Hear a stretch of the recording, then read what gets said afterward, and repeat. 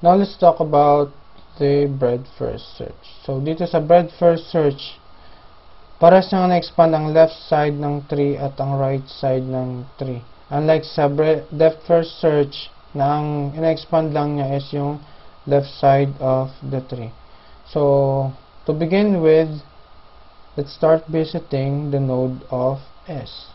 So ang visited niya is S. Then dito nga pala sa breadth first search, dapat ang pag-search niya is alphabetically arranged.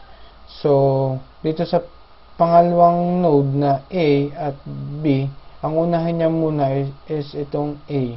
So AS, then BS. Ang visited nodes niya are A, B, S. So dito sa dalawa na A at B, ang una mo niyang expand is itong A. So magkakaroon siya dito sa pangatlo ng CAS and DAS. So here. Tapos itong BS, so hindi pa siya na-expand. So kaya ganito ang kulay niya. So ang visited nodes niya are CDBAS.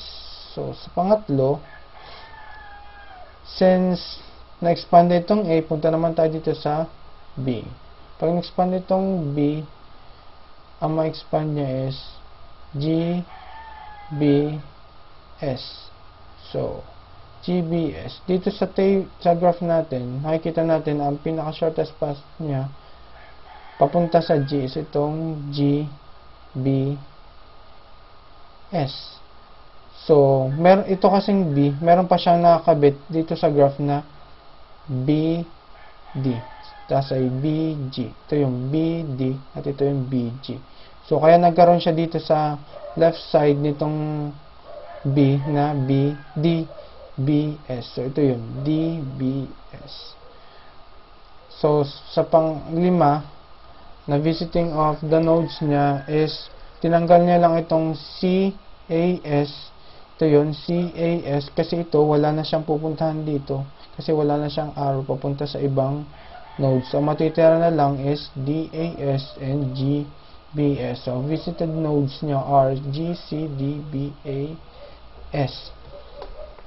Tapos naman, dito sa pang-anim na visiting of the nodes is, pipili na natin kung alin yung pinakamalapit na path papunta sa G. So, that is the GBS. Kasi itong DAS, hindi naman siya nakarating sa G. So, mas pipili natin na path itong GBS. Ang visited nodes niya are GCDBAS. So, that is the breadth first search. Basta tanda natin sa breadth first search, ang in-expand natin is itong left side and itong right side. Tapos, kailangan ng pag-search is alphabetically arranged. So, that's it. Thank you.